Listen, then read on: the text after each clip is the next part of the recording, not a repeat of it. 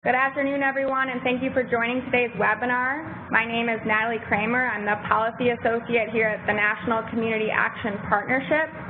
The partnership represents the more than 1,000 community action agencies around the country, and as many of you know, our network really has a long history in fighting poverty, in connecting families to opportunity, and just really promoting equity in the communities that we work and serve in. Community action agencies offer a variety of services and implement different strategies to respond to the local needs that they see and that they collect through community needs assessments from their community members. From Head Start to workforce development to LIHEAP and weatherization and senior services, community action really understands the needs of their community, and the community really knows the community action agency and the staff there that are really there to help and to serve and work with them. The NASCAS annual report last year showed that the Community Action Network documented over 200,000 partnerships in 2016, and our Weatherization Leveraging Report showed that the $358 million that were leveraged by the Weatherization Network really are as a result of these partnerships and advocacy that you all work on each day. The Community Action Weatherization Network really are key players on these issues of energy equity in our communities, and today's webinar will offer just one way to utilize that expertise. The Weatherization Leverage Partnerships project is a project that I run here at the National Community Action Partnership. We are funded by the Department of Energy to really promote these kind of partnerships. We offer training and assistance to weatherization subgrantees, community action agencies, and non-community action agencies, as well as to state associations, community action state associations, weatherization associations, and other interested parties, and really designing these private partnerships and programs that leverage the Weatherization Assistance Program. So today I'm thrilled to have Mariana Mustafa here to talk about the ways for you all to get involved in the energy efficiency for all work, and with two local organizations here today from Southwest Georgia Community Action Council and Georgia Watch to really share their insights on working on these issues. And with that, I will turn it over to Mariana. Thank you, Natalie, for inviting me to speak today. I also want to thank all the attendees for joining today's webinar. Hello, I'm Mariana Mustafa. I'm an independent consultant with the Energy Foundation working on the EEFA project. The focus of my work is to explore strategic ways to connect local stakeholders like community action agencies with EEFA initiatives. I'm really excited to be a part of today's webinar on applying weatherization expertise to local energy equity coalitions. I look forward to discussing the EEFA project, some of EEFA's current equity work, as well as outlining ways that CAAs and weatherizers can engage on the EEFA project right now.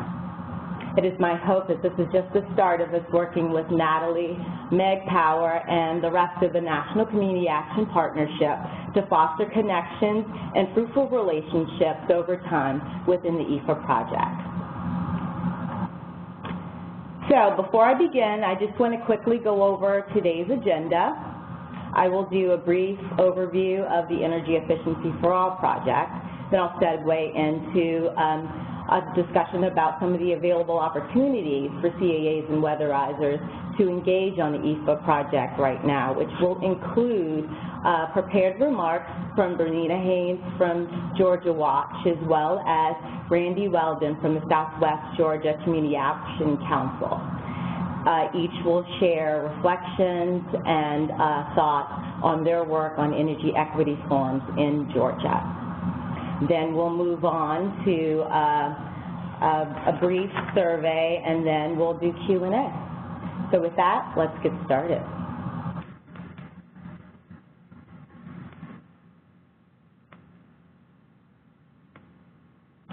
So EEFA stands for Energy Efficiency for All. EEFA is a collaborative, coalition-driven, 12-state campaign to increase energy efficiency and improve living environments in affordable multifamily housing. The project is a collaboration between the Energy Foundation, the National Housing Trust, the National Resources Defense Council, and Elevate Energy, with support from the JPB Foundation. So utility costs are generally one of the largest operating expenditures within multifamily buildings. In 2013, EEFA was established to increase efficiency investment and to tap the energy savings potential in the affordable multifamily housing sector, which in many states is often hard to reach and underserved. The Energy Efficiency for All project brings together state and local partners across sectors to tap the benefits of efficiency for millions of Americans living on limited incomes. Working with a range of partners in the 12 states on this slide, the project blends together expertise in affordable housing, energy efficiency, health, consumer protection, building ownership, and utility engagement in order to ensure that affordable multifamily housing receives a fair share of utility funding, that well-designed, cost-effective efficiency programs are available to all affordable building owners and residents who seek to take part, and that the costs and negative impacts of energy and environmental policies made by actors, including utilities and governments, are not disproportionately borne by those least able to afford them. So just a quick note, I recognize that we do have attendees today that are from states outside of the 12 EEFA states listed on this slide. If you are from another state, later in the webinar I will highlight ways for you to engage in some EEFA-related efforts. So let's continue on to EEFA's partners. EEFA is committed to creating supportive, inclusive, and self-sustaining partnerships. EEFA gives partners an opportunity to work together and achieve more together through a coordinated approach. In EEFA, partners can work with an effective group of collaborators at the intersection of affordable multifamily housing and clean energy. EEFA's partners enjoy the expertise and insights provided by peers in other sectors. EEFA's tools and resources help to make the strongest possible case for increased efficiency investments that lead to quality, affordable housing. The project recognizes that having partners that are representative of the issues addressed and constituencies served is so critical to the sustainability of its state-based coalitions. There is great interest in engaging partners with concern for the quality and condition of housing for low-income residents. This slide displays a list of EEFA's more than 50 partners. Within coalitions, EEFA partners collaborate, share the workload, and problem solve together. EEFA is a means to scale up local solutions and successes to have a bigger impact. State-based coalitions can range in size and scope, and involvement is largely determined by alignment around coalition purposes and goals. In forming coalitions, it is important to identify a combination of voices that all have a stake in the issues being addressed. In EEFA, engagement is guided by the shared interests of all parties, and specific next steps are clarified around involvement, depending upon each other's organizational willingness and capacity to participate. In EEFA, there are many ways to engage existing and potential partners in the coalition process. So in preparing for today's webinar, Natalie asked for some learnings from the project. I would say that collaboration and strategic thought partners have proven very important in the project. Some additional learnings I would add in coalition building include establishing clear principles and values. Doing this helps provide a container for the coalition's work. Leading with values and creating conditions where these values are a critical focus helps guide the coalition's work and is essential in alliance building. Next, establish clear goals. Having a clear vision and well-defined goals assures that everyone in the coalition can align and move in the same direction. Establish clear structure. Ensuring that a coalition has a particular structure for tasks such as decision-making, goal setting, work planning, communications, and conflict resolution is vital. Equally as important is thoughtfully considering what roles members play in the overall coalition. Nurturing relationships.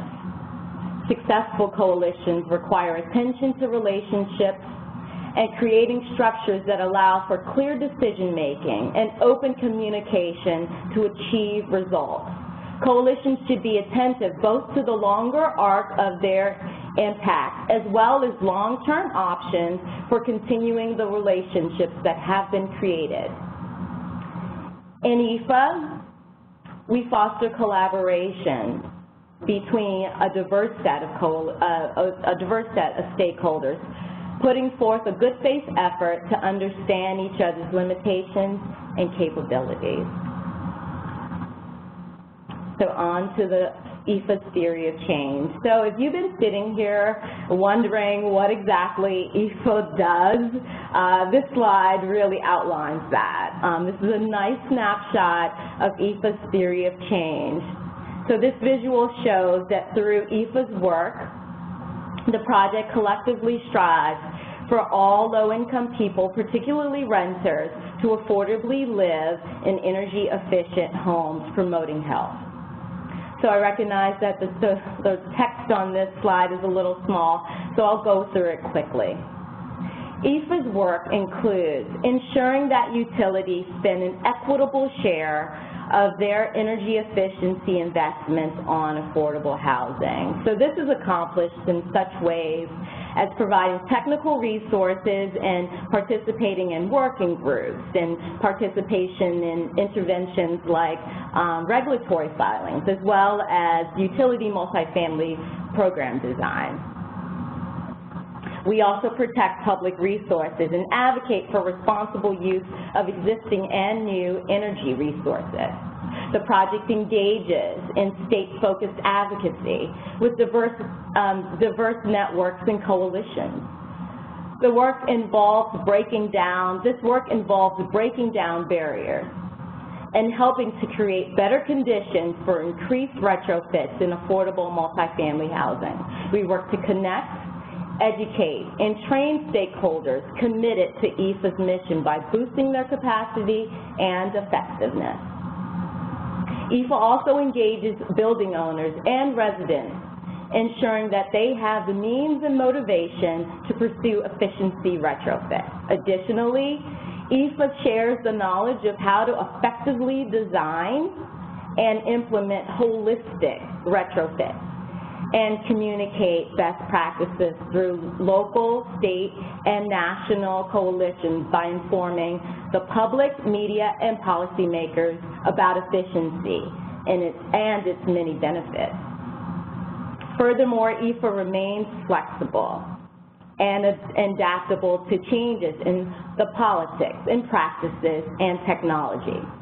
So through this work, EEFA aims to create a sufficient and long-term flow of public and private resources targeted to affordable multifamily housing and readily available programs that deliver or support whole building holistic upgrades, including using healthy building materials. EEFA also works to create powerful organized coalitions and networks, as well as robust demand from owners to implement holistic retrofits.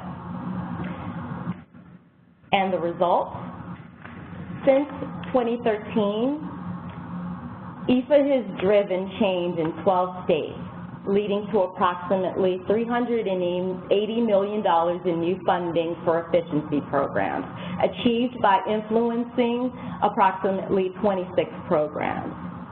EEFA has also built a base of over 50 core state partners, and EEFA sponsors a social impact network called NewHab, which is the Network in Energy, Water and Health, and Affordable Buildings, that was started as a part of EEFA and that provides a national platform to share learnings and bring in experts both within and beyond the 12 EEFA states. Additionally, EEFA successfully collaborated with organizations in different sectors to support equitable climate policies and help change the perspective of key decision makers on the local, state, and federal levels in an effort to create a just energy transition. All the while, EEFA consistently published thought-provoking research on industry topics. So this slide shows those 26 utility and state programs by state. As mentioned in the theory of change, EEFA seeks to ensure that utilities spend an equitable share of their energy efficiency investments on affordable housing.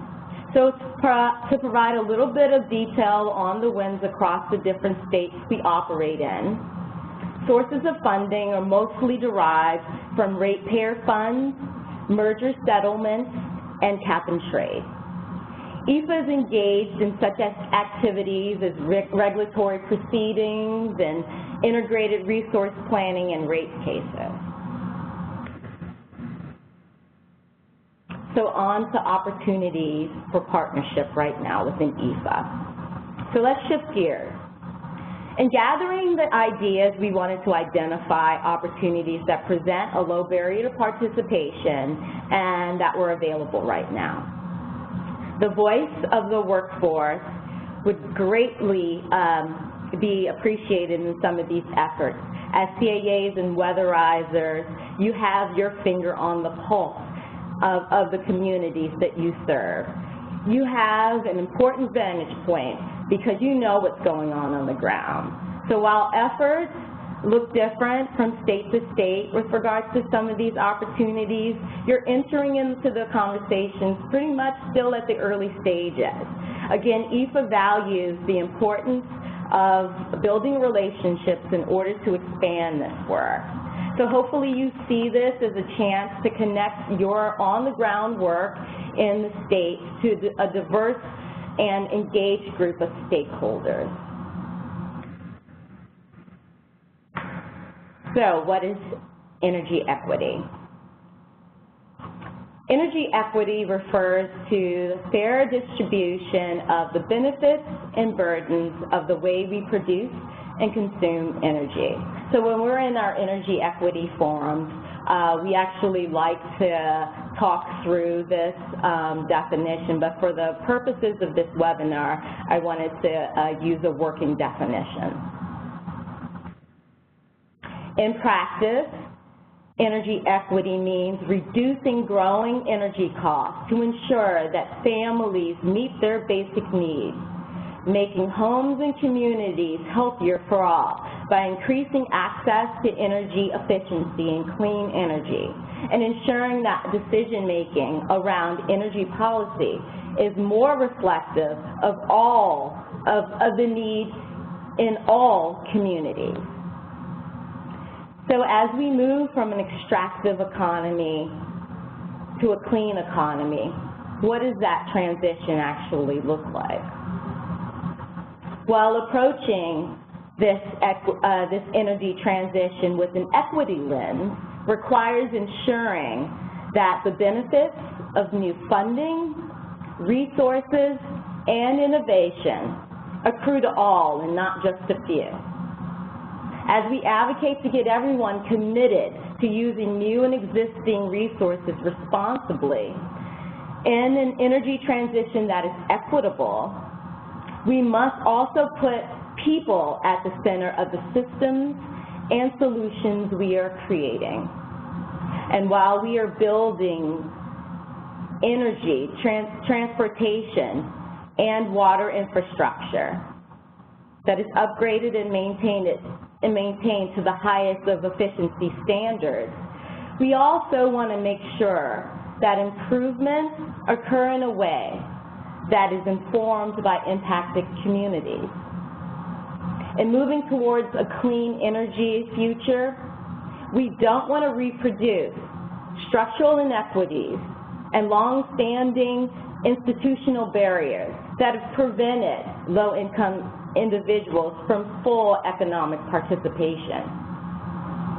Electricity is an essential component of our everyday lives, but there are inequities embedded in its production and accessibility, like energy inefficient housing, particularly for those living in older housing stock, high energy burden, air pollution from carbon-based energy production, which contributes to environmental problems, and unequal lack of protection against toxic waste or chemical pollution exposure, all of which falling disproportionately on low and moderate income families and people of color. We must see these inequities and make an effort to reach historically underserved households with energy efficiency investments. There are a range of structural and institutional barriers making it hard for many low-income people to participate fully in our economy and thus to enjoy clean air, safe water, reliable energy, and adequate shelter. We must end this exclusion. So how do we position more people to participate? We are working to seek alignment with the agendas of frontline and impacted communities so that they are involved in influencing the policies that impact them. So what does it look like when equitable procedures are in place that allow stakeholders to participate in the decision-making process in a meaningful and effective way? Practically speaking, this means ensuring that stakeholders are provided with access to the resources necessary for meaningful participation, that stakeholders' engagement processes are appropriately designed and managed, and that stakeholder contributions are taken seriously and are taken into account throughout the decision-making process. It also means investing in frontline organizations to increase the staffing and technical capacity for them to engage. Conversations can be intimidating for individuals newly entering into these energy discussions, but the absence of local voices will only lead to incomplete solutions. So advancing energy equity requires understanding how energy production and accessibility intersect with and impacts other issues. You can't avoid the intersectionality of energy with race and housing and employment and health and the environment. In fact, you must examine the inaccessibility to affordable energy and power imbalance, as well as the barriers to participation and financial obstacles blocking low-income customers at every turn. You must identify and fully understand the benefits and the barriers to energy efficiency so that we can influence programs to be more equitable and accessible. Doing this puts us in the best position we can be in to advocate for policies, program design, and the implementation practices that actually help to alleviate those barriers. Entering into the energy equity work requires committing to change and being open to shifts in power dynamics. So on to a discussion about our energy equity forums. So these energy equity forums are free events drawing together participants from a range of backgrounds, sparking engaging conversations about energy equity and access. As forum organizers, we are committed to seeking input from diverse stakeholders in a manner that supports dignity for all. In fact, these forums are essentially an opportunity for discussion starters, structured to encourage participants to candidly discuss the current energy landscape within their communities and to discuss barriers around access to affordable energy.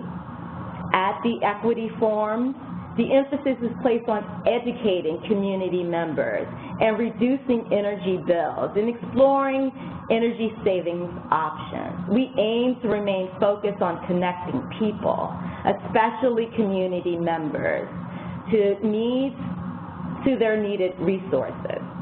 We avoid deep conversations about IRPs and DSM working groups, opting to focusing on controlling energy bills and opportunities for savings.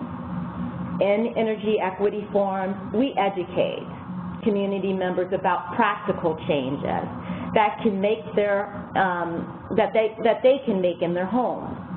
EEFA approaches the equity forums as a way to seek alignment with the concerns of community members about their energy costs. At the forums, attendees get to envision an energy future with easier access to energy efficiency, and they also get to be thoughtful about how benefits actually accrue to low-income individuals. We create conditions for forums to be welcoming and conducive to honest exchange. Ultimately, the goal is building community power and giving impacted communities a platform to have a say in their own energy future.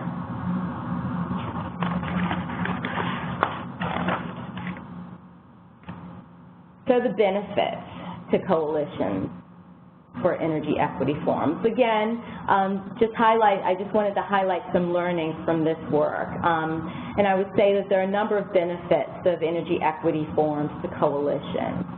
One, this is an opportunity to be proactive and to authentically reach and develop relationships with those we are trying to serve at the community level. Additionally, it's an opportunity to seek alignment with impacted communities, discovering their agendas and goals.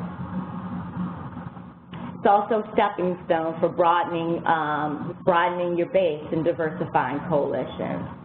It's an opportunity for collaboration between people we don't normally collaborate with. Access points and entry points. So the energy equity forums are an easy point of entry for connecting with community members and potential partners. They're half-day events, free to participate. We identify centrally located venues. In the case of Camilla, we even offered a travel reimbursement to community action agencies. We stock it with food. I mean, overall, it's just a light lift, but the focus is providing helpful information and resources to community members. We highlight practical changes that they can make in their lives. Creating a platform where impacted communities have a voice.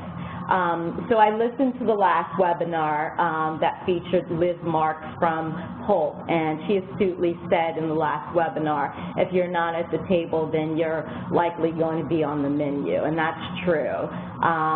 Impacted communities need to share their voices, and we want to ensure that we get as many of those local and community voices at the table in order, and in a way that they can meaningfully engage. We want to empower individuals and bring communities into their own power. We create a welcoming, non-combative environment for all stakeholders.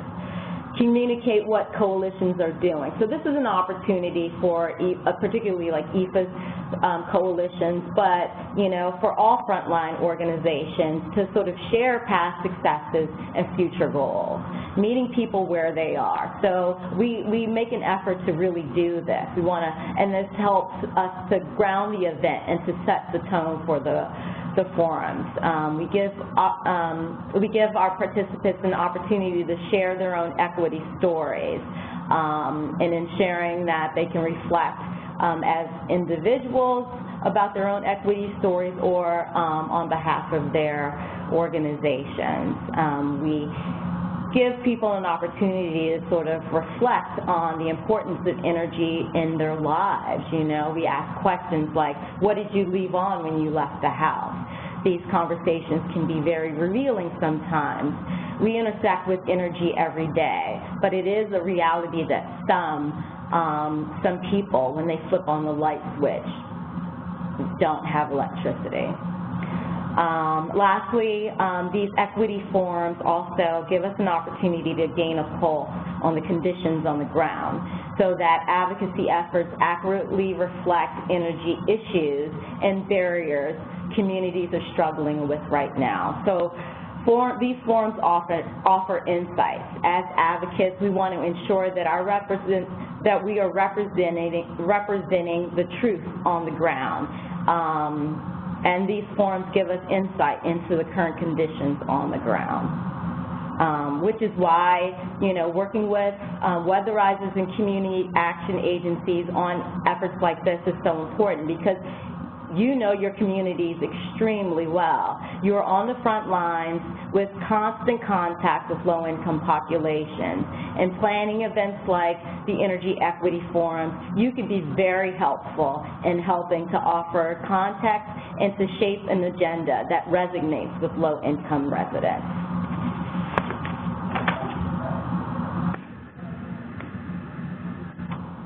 So now let's do a deeper dive into some of these energy equity forums. We will turn things over to Bernita Hayes from Georgia Watch, and then to Randy Weldon from the Southwest Georgia Community Action Council to share reflections from their experiences with energy equity forums in Georgia. So first we will have Bernita. Hi there. Thank you guys for having me on. And thanks for that fabulous introduction, Mariana. As Mariana said, my name is Bernita Haynes. I'm the Director of Equity and Access at Georgia Watch. And just to give you a little bit of a sense of what Georgia Watch is, what we do, we are a consumer advocacy organization that works across 4 intersecting project areas, which include energy access and affordability, healthcare access and affordability, access to civil justice and the courts, and financial protection. And as I like to explain it, the idea is that we are trying to create sort of a holistic approach to the problems that low-income consumers and low-income families face on a day-to-day basis. Low-income families are always facing issues around how to pay their medical bills, as well as how to pay their utility bills, and should I take out this title pawn loan to pay my medical bills, and so forth and so on. So these issues all sort of flood low-income families on a regular basis and create sort of a cycle of poverty. So we work across all of the areas to sort of hit all of those issues and find solutions to those issues. Our main mission is to champion Georgia consumers through education and advocacy, and to really work towards a future that is one of equity and justice for all Georgia consumers. I'm the Director of Equity and Access, and what that means is that I sort of work across all of our project areas, but my real central focus is energy as a result of my energy attorney, clean energy background, and I also work very closely in our healthcare accessibility and affordability space. Now, moving a little bit into you know, the Georgia landscape. Why are these energy equity forums so important in Georgia? To be very straightforward, Georgia is ranked very high in a lot of bad things, first of all. We are very high in terms of hunger and food insecurity. Affordable housing is a real crisis in the state. Health insurance coverage is dismal in the state of Georgia. We're not a Medicaid expansion state. So all of those issues play a large role into why looking at energy equity and energy affordability is such an urgent matter right now. Energy equity, as I like to think about it and as I like to talk about it, really is a housing affordability issue. It's a quality of life issue. At the moment, from a pure energy standpoint, Georgia imports a lot of energy, more than we export for the most part. our energy imports come to about $30 billion a year. We buy a lot of wind out of Texas, for instance. However, at the same time, we're talking about a state that has huge potential in terms of energy production and energy we could be providing to Georgians as well as exporting in the form of solar. Solar potential in Georgia is huge and yet still mostly untapped at this point. So we started thinking about these energy equity forums because we'd already been doing them around the city of Atlanta through our Just Energy Circle coalition. We've been putting on energy equity forums for various neighborhoods and communities around the city of Atlanta, really targeting low-income residents in the city with practical, helpful information about their utility bills and so forth. And so we decided, hey, okay, we need to figure out how to sort of export these energy equity forums to other parts of the state because, as I always like to emphasize, Georgia is a state where Atlanta, for better or for worse, does not determine the state politics. It does not determine the state's Public Service Commission decisions. We're not a state like Illinois where Chicago has a real determining role in that state's policy space. So I said, okay, where should we go first?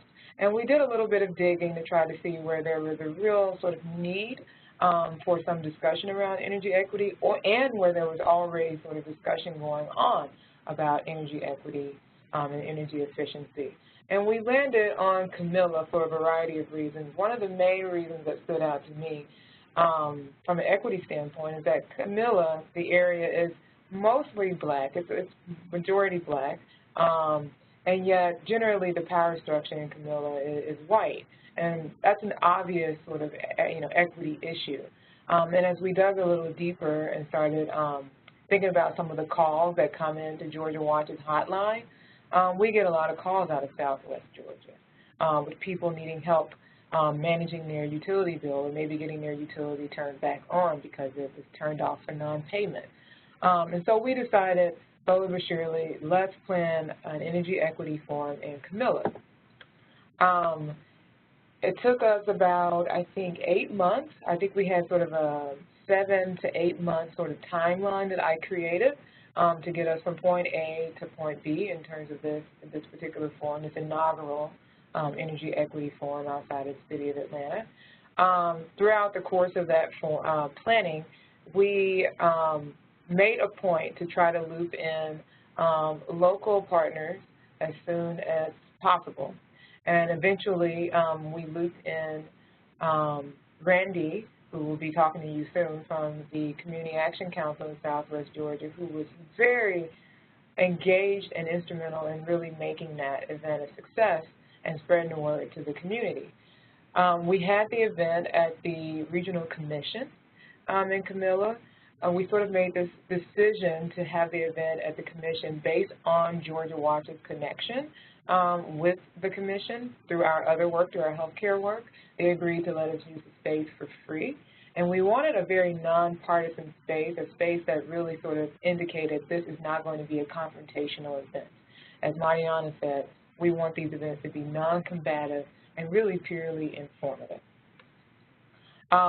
So as we proceeded with the planning of that event, the big part of the planning, and that took a lot of work and that we're very proud of, was the planning around the white paper that we created for that event. We created a white paper / consumer policy guide called Keeping the Lights On, how to expand access to energy efficiency and community solar to all Georgians.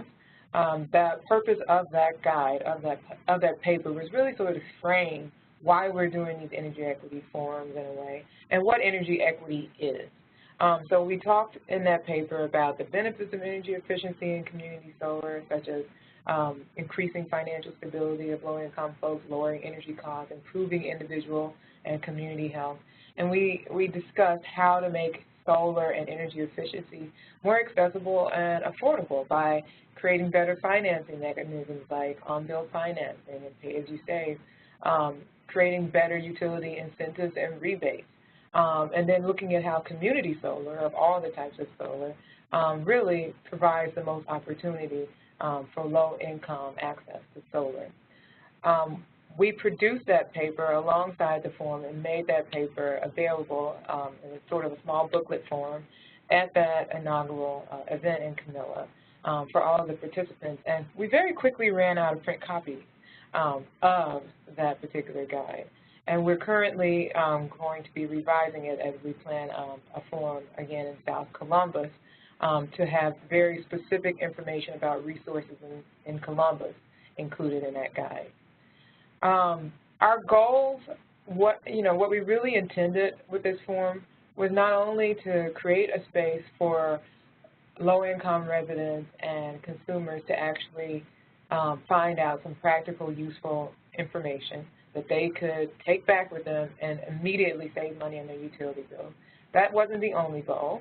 The other goal was really to start establishing relationships with other actors in the space, with other organizations that work directly with folks dealing with high energy burden and with communities that need help in this particular way. So developing relationships with the Community Action Council, faith leaders, and so forth. And to really just use this event as an initial touch point in that particular area of the state so that we can stay engaged in that area of the state and actually learn from folks that we work with what really is needed and what we can help with in that area.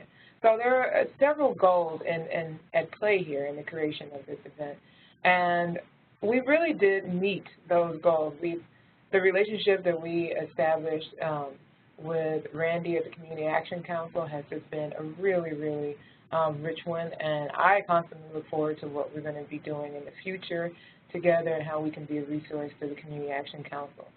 And I'm so glad to have him on this webinar today. We learned a lot, too, as we were planning that particular forum that we used to sort of improve upon this template as we went into planning the Columbus Forum that came 6 months later. One thing we learned was that it takes a lot of work to rope in the faith community, and that the faith community is really, really key in a lot of ways to the success of these events, to us really being able to draw out the residents and the consumers that really need the information that we're offering and providing. We were not as successful in terms of tapping into the faith community in Camilla, and we still struggled in Columbus when we planned that particular forum that happened back in May. I do really want to emphasize that coming up with some sort of strategy to really hone in on the faith community and engage them is critical, and it's always, I think, going to be the most difficult part of putting together these forums. But I feel like once we actually figure out how to finesse that and actually do that well, there's no telling how powerful these events can really become. Some really great successes from the Camilla event, as I mentioned, really were the relationships we created and the fact that we had some community residents there who shared their stories about their extremely high utility bills. One particular woman who shared her story about $800, $700 a month utility bill at her mom's house that her mom rarely ever stays at. She actually ended up getting back in touch with us at Georgia Watch, and we kind of stayed in touch with her for a while until she stopped returning our calls, and we eventually learned from another resident who called us that particular individual had gotten worried about retribution from the powers that be in the area, which is why she stopped calling us. So those were really important learning moments and experiences that I think if we had not done that forum, we wouldn't have recognized that aspect of the culture in the area and of the need in the area.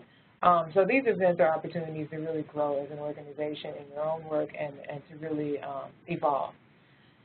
Some of the things we applied to Columbus, we definitely made a point as we were planning the Columbus event to reach out to the local leaders immediately. We did not wait 2 or 3 months as we did with Camilla. We immediately brought in local leaders from United Way, the Community Action Agency in Columbus, We also had the Columbus Forum at a regional commission, as Georgia has several regional commissions based on our several regions in the state. This time the regional commission was very engaged, extremely engaged in the planning, versus in Camilla where they were a little bit more hands-off and just let us use the space because they were not sure about what the event really was and what it would be, and they wanted to maintain their kind of nonpartisan stance. But in Columbus, our regional commission contact was extremely engaged. And the relationships we developed were just as rich as the ones in Camilla, but we developed more relationships in Columbus because we ended up tapping into more local leaders and local organizations than we did in Camilla. So I highlight that to say that each time we do another one of these events, we try to grow and do something more than what we did last time, and even better than we did the previous time. In terms of how we try to message this event to low-income consumers, as I've stated before, we try to emphasize that this is the kind of event where you can learn some practical things to help you reduce your energy bills. Unplugging devices, installing LED light bulbs, how to tap into certain utility programs that are available that can help you pay for things like attic insulation and so forth and so on. And that, I think, is what people really want to hear about. They don't want to be preached at about why, you know, energy should be a human right and all these kinds of things and how low-income folks are struggling the most with their utility bills. They know these things, and at the end of the day, they're probably going to look at you like, okay, that's great. I already knew my life was a struggle, but you didn't really help me figure out how to solve any of these problems. And so I go into each of these forums with that thought in my mind, which is how can I make sure I'm not wasting people's time? Very crucial. And with that, I just want to end by saying that I feel these forums are crucially important because if we are working to address the needs of low-income folks, we have to be extremely aware that energy is a housing issue. When you can't afford your energy bill, you can't afford your housing. And when we're trying to address low-income issues, we're often talking about housing. But what I find in a lot of spaces is that we don't talk about energy very much. We just talk about housing and the lack of affordability. And in our energy space, we just talk about energy and energy efficiency, but we don't necessarily connect it to housing affordability. So for me, these forums are crucially important if we're interested in addressing a very central low-income issue, which is housing affordability, because energy efficiency and energy affordability is a housing issue. And that, I'm going to stop and turn it back over to Mariana. Thank you. Thank you, Bernita. Now we will have remarks and comments from Randy Weldon from the Southwest Georgia Community Action Council. Thank you, Mariana. I want to thank you and Natalie as well for inviting me to be a part of the discussion today and to be able to share my experience from our Energy Equity Forum in Southwest Georgia. I'm Randy Weldon. I'm the CEO for Southwest Georgia Community Action Council, which is a private nonprofit community action agency based in Moultrie, Georgia. We have a service area that encompasses 21 counties, and we're bordered to the south by the state of Florida and then to the west by the state of Alabama. Our area is a very rural area of the state. Farming and agribusiness dominate the local economy, and we also have a very high poverty rate in the region. Latest statistics show that it's around 28%, so that gives you an idea of the area that we serve. As far as our role with the Energy Equity Forum, we were engaged very early on in the planning process by Bernita, and I have to give her a lot of credit. She is an extremely organized person and had the event very organized. The planning was very organized.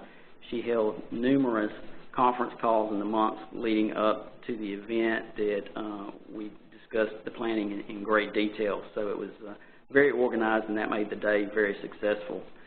We were given the opportunity to provide input and feedback on the topics that were going to be covered, the agenda, the format, you name it, we had input on it, and that was great for us. Our agency helped to publicize the event. We invited clients to attend, we invited board members, and we did have some of each that attended. And then, of course, I was asked to be on the panel and provided an overview of our Weatherization Assistance Program, and then also provided an overview of the Low-Income Home Energy Assistance Program as well. The event had a very good, I thought, a very good cross-section of the population that attended. We had experts on a variety of energy topics. We had representatives from several local utility providers. We had local officials. We had clients and consumers and the general public.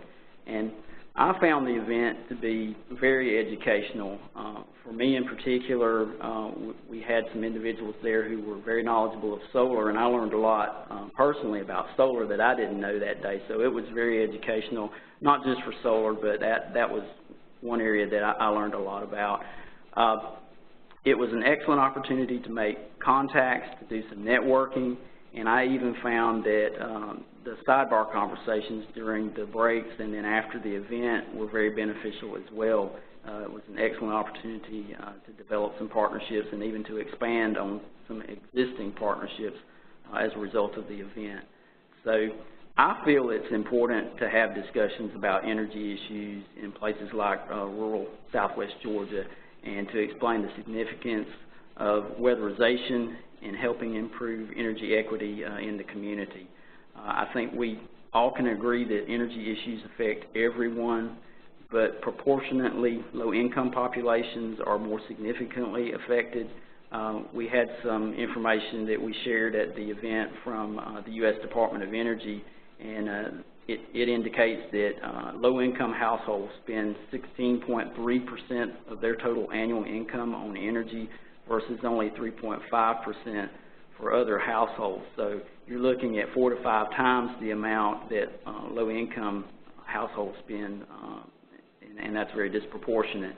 That also begins to get into things such as health issues in addition to cost issues, because if people have to make a decision on whether or not to purchase food and other necessities rather than run their heat in the winter, for example, then that often leads to health problems and health issues and exacerbates existing health issues. So I think we can all agree that everyone deserves to be comfortable in their own home.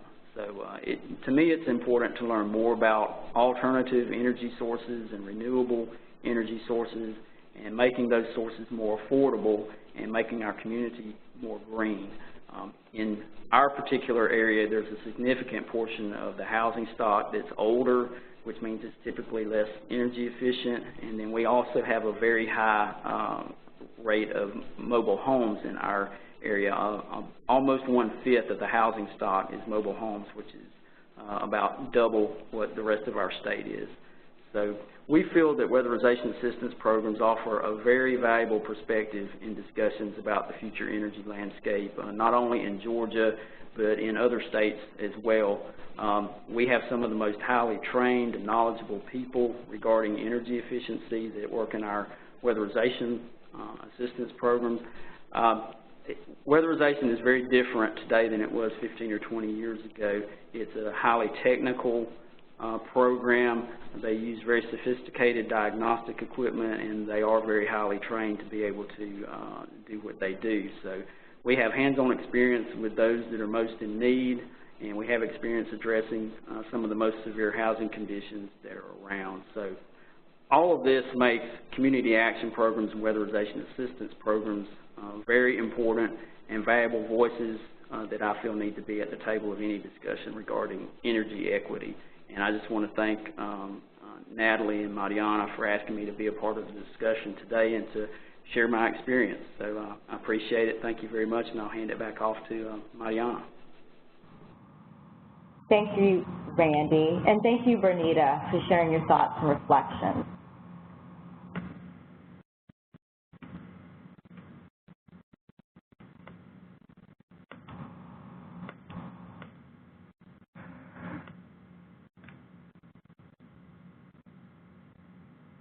I also just wanted to highlight some future energy equity forums. Right now, we're in the process of planning the next forum in Georgia, which is going to be in South Columbus, and that is scheduled to happen sometime this fall.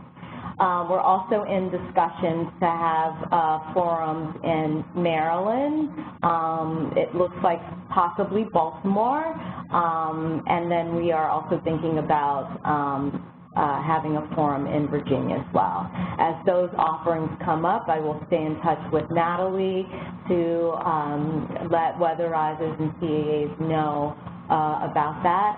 But again, a lot of these discussions are in the early stages, so if you are interested in being a part of the planning process, as Randy described, you really get an opportunity to share your input and to be a part of shaping the agenda. So we encourage you to sort of think about these offerings. The conversations are moving forward now, so let me or Natalie know if you're interested in engaging. I also wanted to highlight some of the emerging scholarship in the equity space. Again, this is such a new topic, but this year ACEEE will have at its summer study in August an energy efficiency and equity track. There have been a number of papers collected, and in fact, Bernita has a paper that will be released. Congratulations to her. But there are lots of EEFA partners, surprisingly, who are part of this this track, who have papers in this track and a part of this scholarship. And so I wanted to highlight that equity is an emerging topic, and you know, it would be great to have the voice of the workforce involved in these discussions.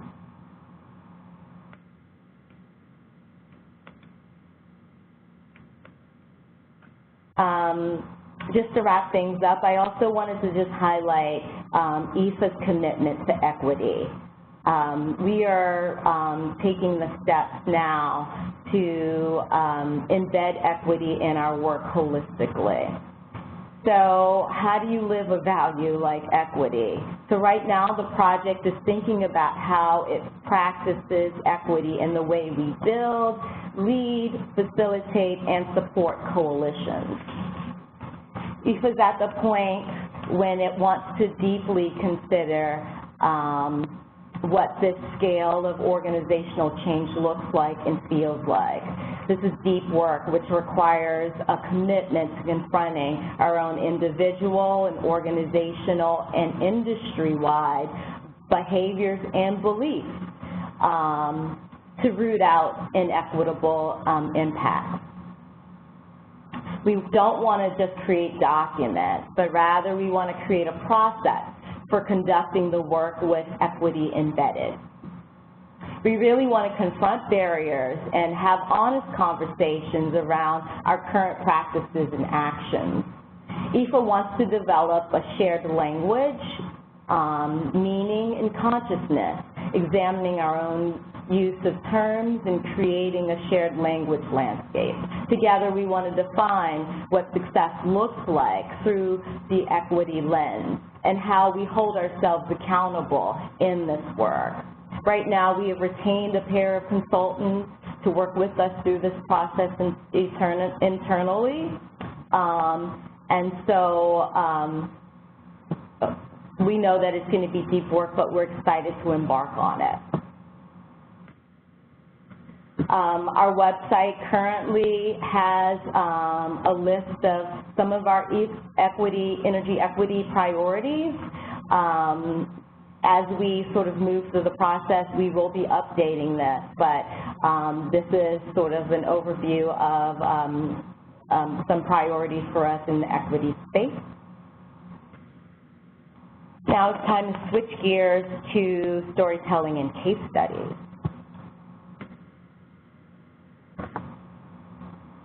So stories have the ability to persuade, influence, inspire, and galvanize people to action. Stories are a dynamic tool for changing hearts and minds. and have a way of breaking through to decision makers, sometimes in ways that data and reports and technical arguments cannot. Beyond the numbers and stats, stories can put a human dimension on the work and respectfully represent program recipients, showing how real people are being impacted. Sometimes stories can even counter and dispel negative perceptions. Storytelling has been identified as a priority for EEFA. EEFA's Story Core team collects a mix of affordable housing and energy efficiency stories in its story bank, including weatherization stories and stories from folks doing the work, as well as those from building owners who have completed retrofits. We also collect resident stories, profiles, and testimonials, all generally reflecting what it means to have a safe, affordable, and comfortable home, and how living in an affordable, energy-efficient home has impacted the quality of their lives. Participating in storytelling is an easy way for CAAs and weatherizers to get involved with EEFA right now, regardless of whether or not you're in one of the EEFA states. Weatherizers can show the impact of their work and be a part of shaping the larger narrative around the value and the relevance of this work. As weatherizers and CAAs, your contribution to low-income people is invaluable. EEFA wants to work with groups and networks like yours in the effort to ensure messaging alignment, particularly around what we consider to be the 4 core programs, which is rental assistance, the low-income housing tax credit, LIHEAP, and WAP.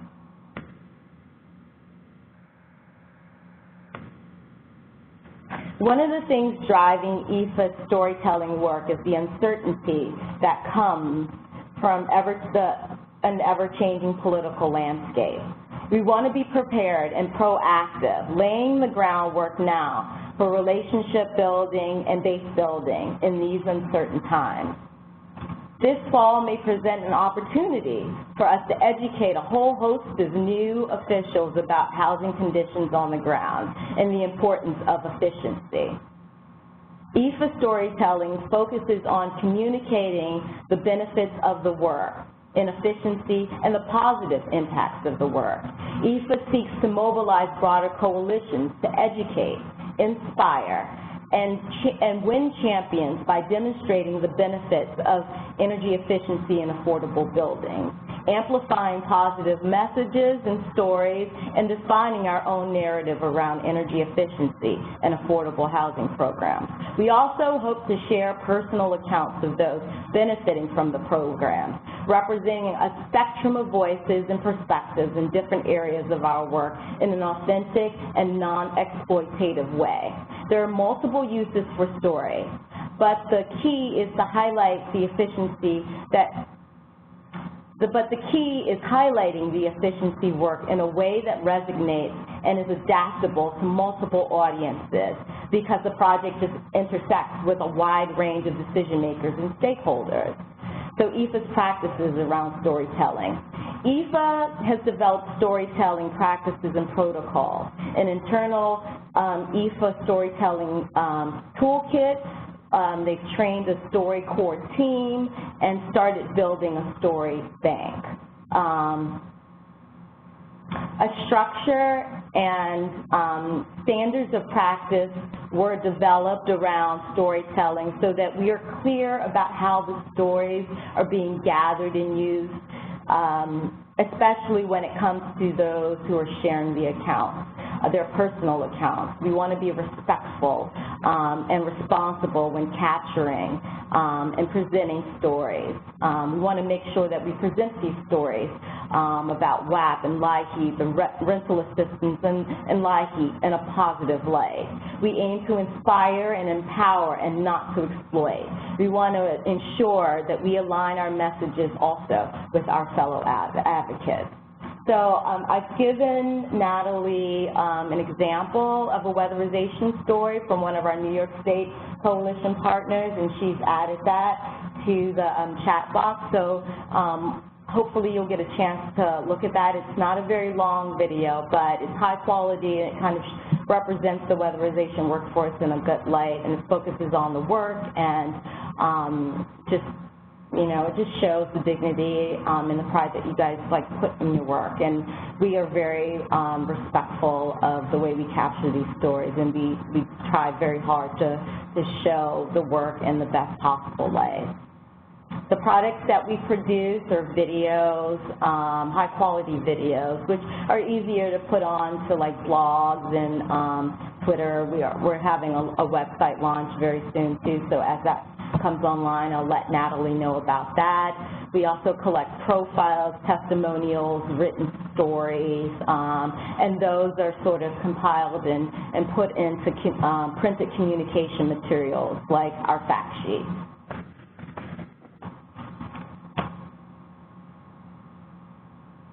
So I'm hoping to be able to work with Natalie in order to be able to work on sharing some of that, those stories. I think that one of the challenges that we have is the distribution of stories and making it available to everyone. And so we want to try to work with her as those stories are collected to make it available to you, because the stories, they serve multiple purposes as well. As an organization, you can personally use those stories for your own organizational communications, your own presentations, annual reports, even reports to board members and funders as well. So we want to try to exchange those stories so that you have them available for your own purposes and use. And in terms of collecting the stories, we want to try to do this in a way that's like a light lift for you. So we can come to you. We can arrange site visits through Natalie, or, if you want to do that directly by contacting me, that is fine as well. But this is, we can come to you. We're in the 12 EEFA states, but we've traveled to states outside of the 12 EEFA states to collect these stories. We want to try to make this easy for you to plug into. And we understand that you're putting your trust in us as you're sort of sharing your stories. And we make assurances that the material will be handled in a respectful way.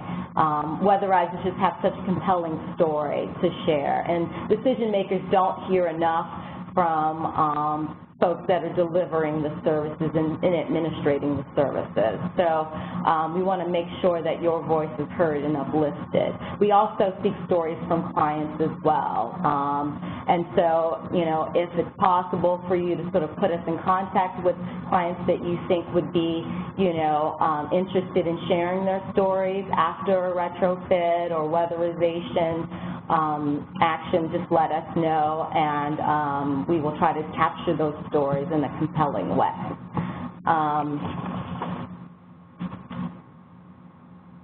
I also want to just quickly highlight case studies. This is something that we're starting to embark on now. We find that this is really important because during ARA, we used to collect a lot of case studies, a lot of time and infrastructure was put around documenting the good work on the project level. And after ARA, we haven't been able to collect those as much. And so for our case study work, we're really interested in the project level,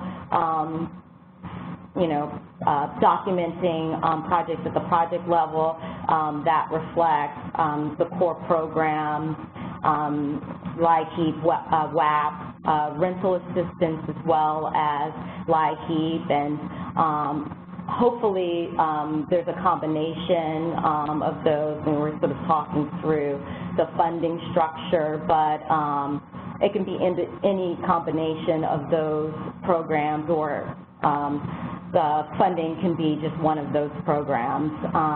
And I know that with the Leveraging Partnership grant that Meg and Natalie have, they're also interested in projects with a mix of financing and leveraging sources. So she and I will work together again to try to collect those. So if you have a good story to share, good case study to share, please contact us, and we will try to document that as well.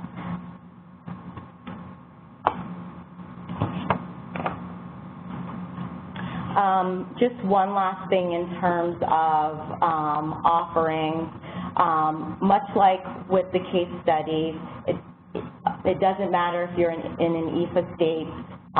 Please feel free to sort of contact us if you have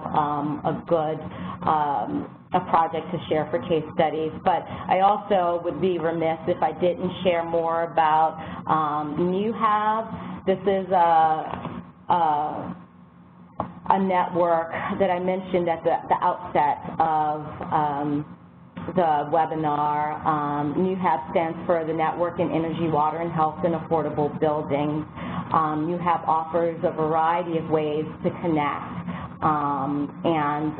Some of those, again, NewHab is a national platform to show learnings and bring experts in from both EEFA states and outside of EEFA states. We work across sectors, taking on problems together. It's a peer exchange where we have over 200 members and 100 allies as well. Some of the offerings include an annual convening, which we just wrapped up in May, and it brings together NewHab members, EEFA grantees, and allies to connect and align and strategize solutions for multiple sectors.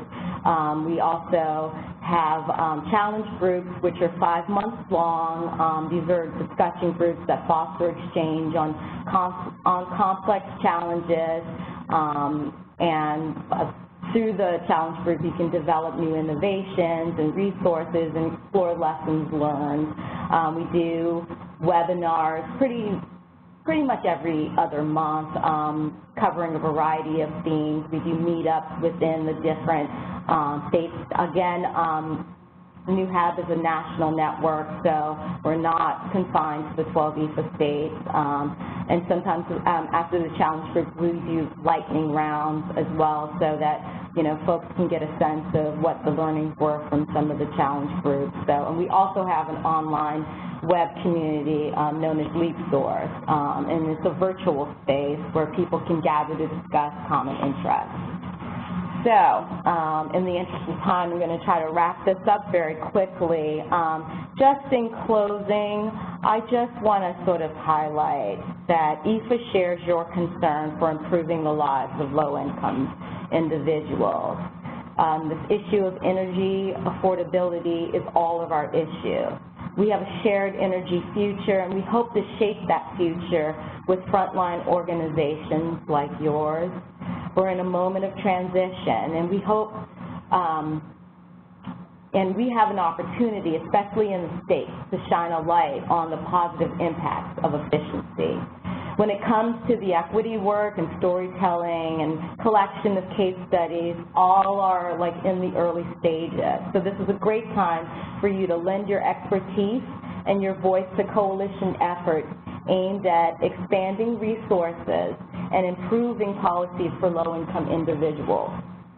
As community action agencies, you have insight into impacted communities that would be of great value in creating community-centered strategies and solutions within the efficiency sector. Hopefully you'll consider working with us either on the opportunities that were outlined today or just in the future on other opportunities. I hope you know that we are your allies and appreciate all the ways in which you help to improve the lives of low-income individuals across the country. So with that, thank you for your consideration and time and for allowing me to speak today. Thanks so much, Mariana. I just, in closing, wanted to say thank you to Mariana and to Randy and to Bernita. We just really appreciate your experience in the field and offering opportunities to the Weatherization and Community Action Network about ways to engage with partners and engage on these issues and really share their expertise in these local coalitions. I would be remiss if I didn't mention other upcoming opportunities to think through partnerships and weatherization program management. So we are having our annual conference this year in August in Denver. These are just some of the topics that we're going to be talking about in our energy partnerships track. Folks from the Department of Energy will be there. We'll be talking about integrating these energy programs, many of which Mariana talked about today. Randy talked a little bit about solar, so we're going to have some workshops on solar, and then really in sort of how to win these leverage dollars and design these programs and partnerships by engaging on regulatory issues and at the regulatory commissions, and then working with NASCAS really on building strong partnerships within the weatherization program between subgrantees and state grantees. So in closing, I just want to say thank you to all of our presenters. I hope that you will get in touch with Mariana and myself and the local folks in Georgia too to figure out about how their experience went, and also if you want to be engaged in storytelling efforts, we're very interested in case studies, and also just how else that we can be helpful to you. So I had a poll up just for a few minutes. I'll be sending it out again with the recording. We're interested to hear in those pieces that you're specifically interested in your network, and also the successes and challenges that you're facing in current leverage programs and partnerships and working on multifamily affordable housing issues. So again, just want to say thank you to our speakers. Thank you for all of you for sticking with us on this summer afternoon, and hopefully we will be in touch again soon. So thank you.